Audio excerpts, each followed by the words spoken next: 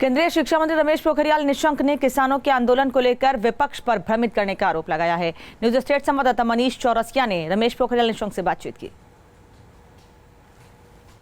केंद्रीय मंत्री रमेश पोखरियाल निशंक जी हमारे साथ मौजूद हैं। सर, जिस तरह से आज पूरे देश में प्रदर्शन हो रहा है, टोल फ्री कर दिए गए, कहां जाकर ये बात रुकेगी और आपको क्या लगता है कि बात आखिर अटकी कहां पर है? मुझे लगता है कि बात तो कहीं भी नहीं अटकी है। बात यहाँ अटकी है कि लोग गुमराह करने की कोशिश कर रहे हैं और कुछ लोगों ने जैसे झूठ का ठेका ही ले रखा है, विशेष करके कांग्रेस ने। कांग्रेस का जो 2019 का चुनाव के समय का आप घोषणा पत्र देखेंगे तो उस घोषणा पत्र में आपको लगेगा कि जो हमने किया वो उनके घोषणा पत्र में सम्मिलित है। फिर किस बात का विरोध? दूसरी बात कि जो भ्रमित करने की कोशिश की जा रही है, जैसे कहा जा रहा है कि न्यूनतम समर्थन मूल्य अब खरीद पर बंद हो जाएगा। हाँ, एमएसपी बंद हो जाएगा, तो झूठ है।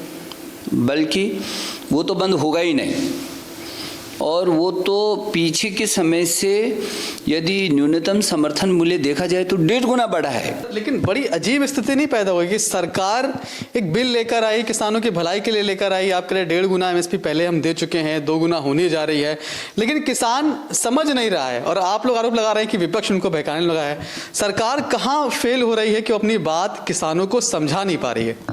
ऐसा नहीं है। इस देश में कितना किसान है और इन दलों के जो अपने अपने मोर्चे हैं उनको लेकर के किसान की समझ में आएगा कि मोदी जी की ही सरकार है जो किसान के हितों में काम करती है। कई लोग अपने अपने मोर्चे लेकर आ गए हैं, तो आपको ये भी शंका हो रही है क्या कि ये जितनी भीड़ सड़क पर है, किसान के अलावा भी कोई लोग हैं या मेन किसान इसमें है ही नहीं? आपको पता नहीं क्या? जो लोग उनको बरगला रहे हैं, जो अपने उसमें ले रहे हैं, वही लोग भ्रमित करने की कोशिश कर रहे हैं। हाँ, जो विधेयक का यदि आपका मोटा किसानों के हित, किसान अपनी फसल का सौदा सिर्फ अपने ही नहीं बल्कि दूसरे राज्यों में कर सकता है, केवल राज्यों। क्या ये उसके अहित में है? क्या उसके मेहनताना का उसको और अच्छा दाम मिल जाएगा? ये किसान के अहित में है।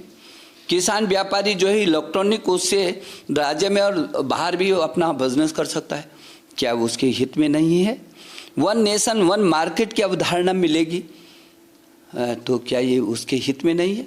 ये सारे ही तो उसके हित में हैं। हाँ सर, लेकिन क्या आप मान रहे हैं कि एग्रीकल्चर में प्राइवेट कंपनीज को लाने से किसान देखिए फायदे में है? कंपनी को लाया नहीं जा रहा है। यदि उसकी इच्छा है कि प्राइवेट कंपनी को भी उसको देना है तो आप बांध क्यों रहे उसको?